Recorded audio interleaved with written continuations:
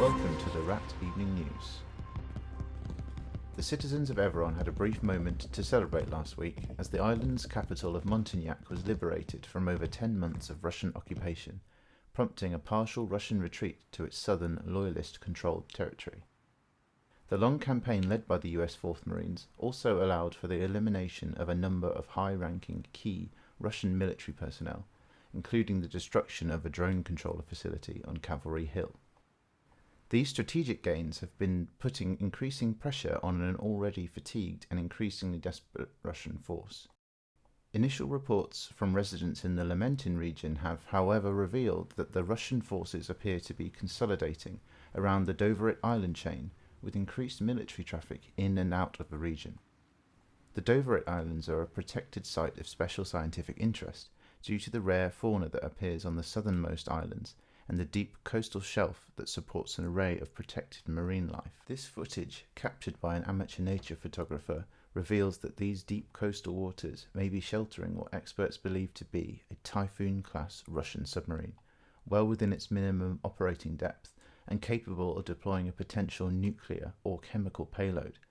This latest development has caused international concern that Russia may be reneging on its unprecedented treaty with the United States, suspending the use of nuclear weaponry for this isolated conflict.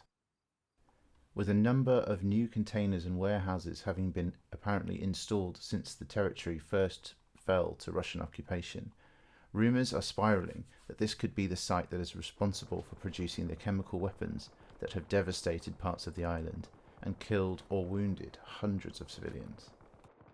We have also been receiving reports and some civilian footage of some unusual activity in the southeastern region of Evrons, where the previously neutral FIA forces have until now been providing a limited protection for the loyalist population. Smoke has been rising steadily from the region for the last 2 days, and it appears that the FIA have taken control of large parts of the island. Roadblocks have appeared across the south to try and stem the flow of civilians fleeing what now could be the most deadly parts of the island so far in this conflict. Reports include the establishment of a permanent FIA HQ in the Ore Ridge region and the deployment of the FIA's most notoriously brutal fighters, the Black Wolves Militia. This unrest and possible new alliance between the FIA and Russia has prompted a mass evacuation to the US protected towns north of Montignac.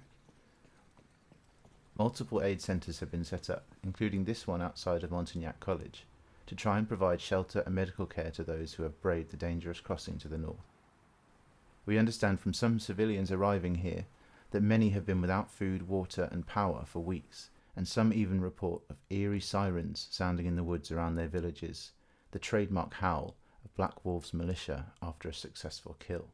All eyes now rest on the 4th Marines as they approach Doverit, with hopes that a decisive military blow can finally dislodge Evrons' Russian invaders. Stay safe and stay tuned in. This has been Rat Evening News.